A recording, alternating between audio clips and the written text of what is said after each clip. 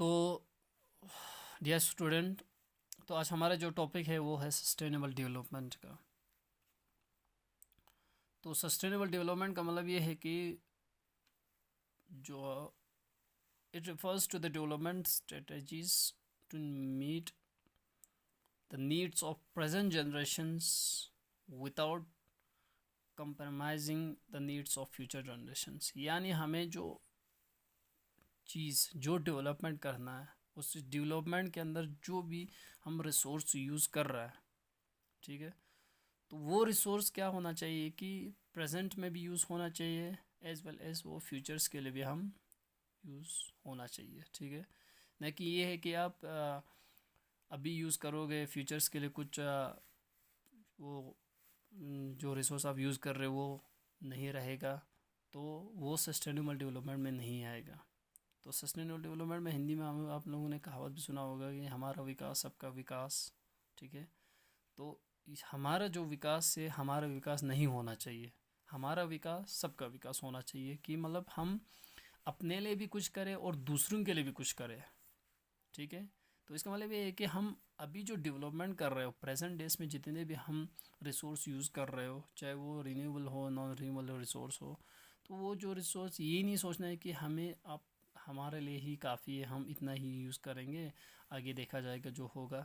लेकिन ऐसा नहीं होना चाहिए। सस्टेनेबल डेवलपमेंट का मतलब ये है कि आप एक लिमिटेशन में यूज़ कर सकते हो, लिमिटेशंस में यूज़ करके उसको उस चीज़ को आप लिमिटेशन में यूज़ करके डेवलप करके आने वाले फ्यूचर्स के लिए भी आप उसको प्रिजर्व करना है।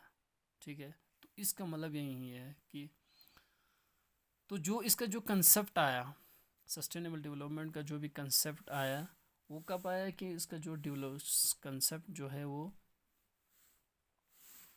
19 जो है 87 में। अब किसी बुक में 1987 से, किसी किसी में 1986 से, तो ऑलमोस्ट 1987 में ही इसका कंसेप्ट आया।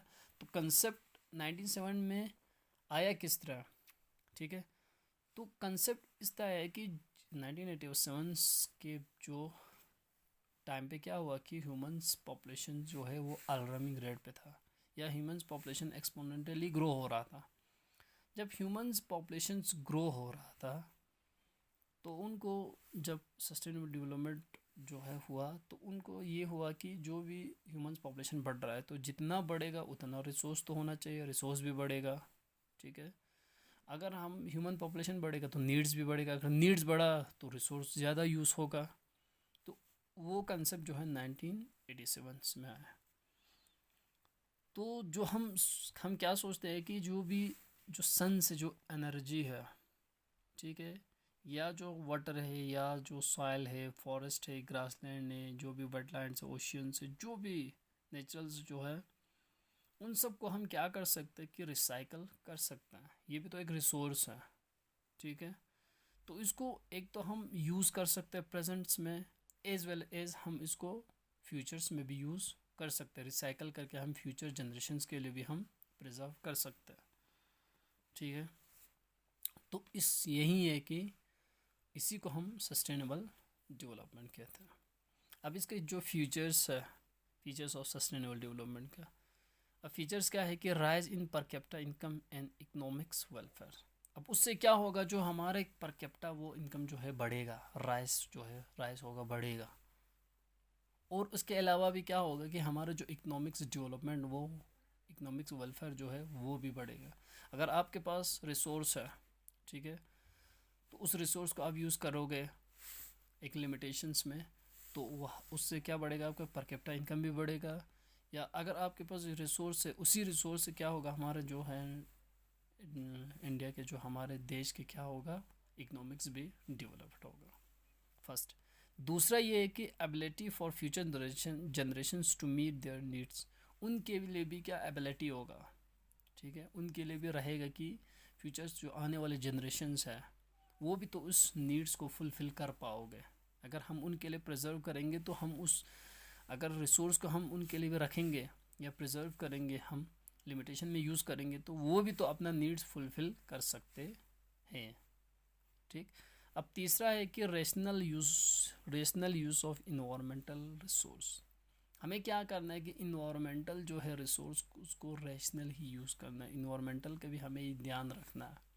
अब जो रिसोर्स हम यूज़ कर रहे हो, ठीक है, तो उस रिसोर्स जो हम रिसोर्स इन्वायरमेंट से, जो हम रिसोर्स अपने माहौल से जो क्रिएट कर रहे हो, जो हम अडॉप्ट कर रहे हो, तो उस रिसोर्स की वजह से हमारा इन्वायरमेंट भी ख़राब नहीं होना चाहिए, ठीक है। ये भी, इसके अलावा हम लास्ट कह सकते हैं कि कंट्रोल ऑन पॉपुलेशंस। तो हमने पहले भी कहा कि जो है ह्यूमंस पॉपुलेशंस जो है सबसे जो है प्राइमरी एक ये नीड्स होता है कि सस्टेनेबल डेवलपमेंट में। क्यों? क्योंकि अगर ह्यूमंस पॉपुलेशंस, आपके पास रिसोर्स है लेकिन आपके पास पॉपुलेशंस भी बढ़ रहा है, तो जितना पॉपुलेशन बढ़ेगा उतना नीड्स बढ़ेगा तो रिसोर्स ज़्यादा यूज़ होगा। तो इसका मतलब, कहने का मतलब ये है कि हमें जो क्या करना है कि पॉपुलेशंस को भी कंट्रोल करना है, ठीक है। ये भी आपको ध्यान में रखना है। अब इसके अलावा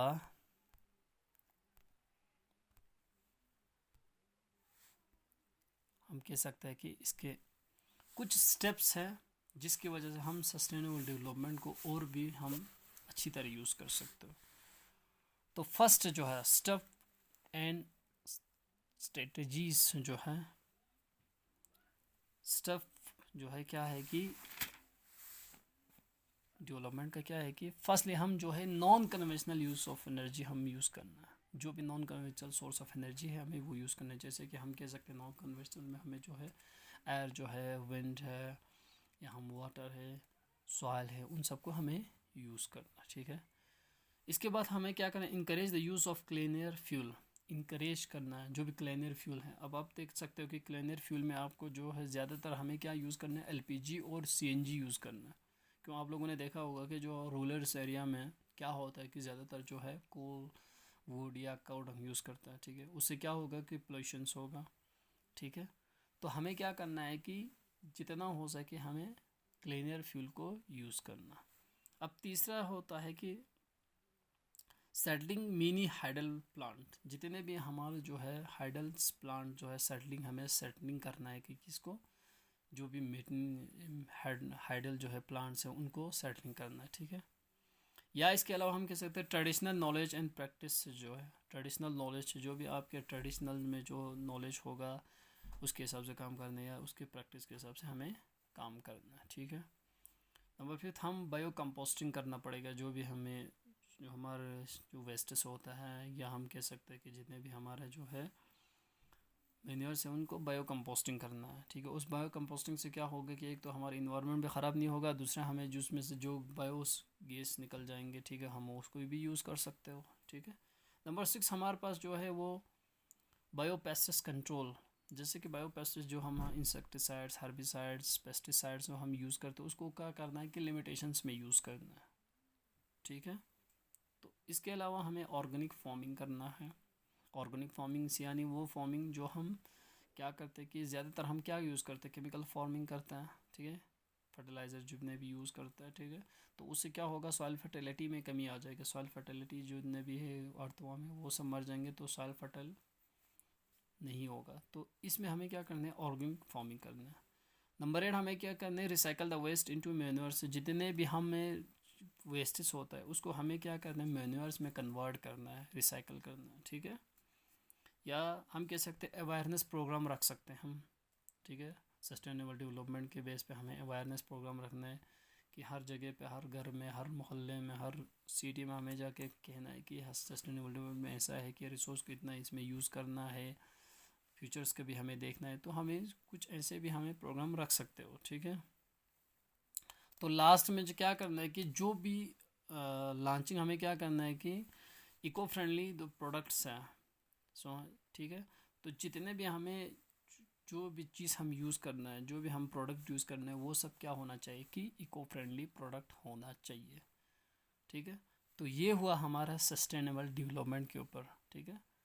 तो आज का हमारा एक कंप्लीट यूनिट जो है 11th का फर्स्ट यूनिट हमें कंप्लीट हुआ है। तो ये हुआ आज हमारा सस्टेनेबल डेवलपमेंट के बारे में। Thank you, have a nice day.